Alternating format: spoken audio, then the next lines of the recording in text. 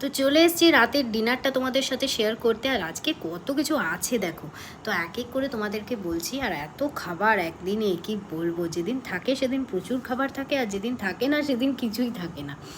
তো আজকে আমি যেহেতু বাড়ি থেকে এলাম, তো সকাল থেকে ভাত খাওয়া হয়নি, ওই জন্য রাত্রেবেলা একটু ভাত খাচ্ছি। তো বলে দিই তোমাদেরকে কী কী আছে। এটা হচ্ছে বাঁধাকপির তরকারি, যেটা আমাকে নিচের কাকিমা দিয়েছে। এটা হচ্ছে আলু ভাজা পোস্ত দিয়ে, ভাত, একটু টক দই আজকেই আমি বাজার থেকে কিনে আনলাম। এটা হচ্ছে মুসুরির ডাল, আর এটা হচ্ছে আমার সেই রাতের ডিম পোচ, মানে ভাজা পোচ আর কি।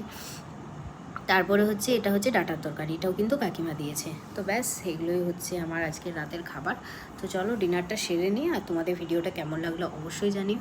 আর রাতে তোমরা কে কে ভাত খাও সেটাও জানিও। এখন তো আবার গরমকাল পড়ছে, রাত্রেবেলায় ওই জল ভেজা ভাত আর মুড়ি খাবে, শরীর কিন্তু অনেক ঠান্ডা থাকবে। আমি তো খাই, তাই তোমাদেরকেও বললাম তোমরাও কিন্তু খেও। আজকে গরম ভাত খাচ্ছি, না হলে কিন্তু আমি ওটা খাই মাঝে মাঝে গরমকালে। তো টাটা সবাইকে, গুড নাইট।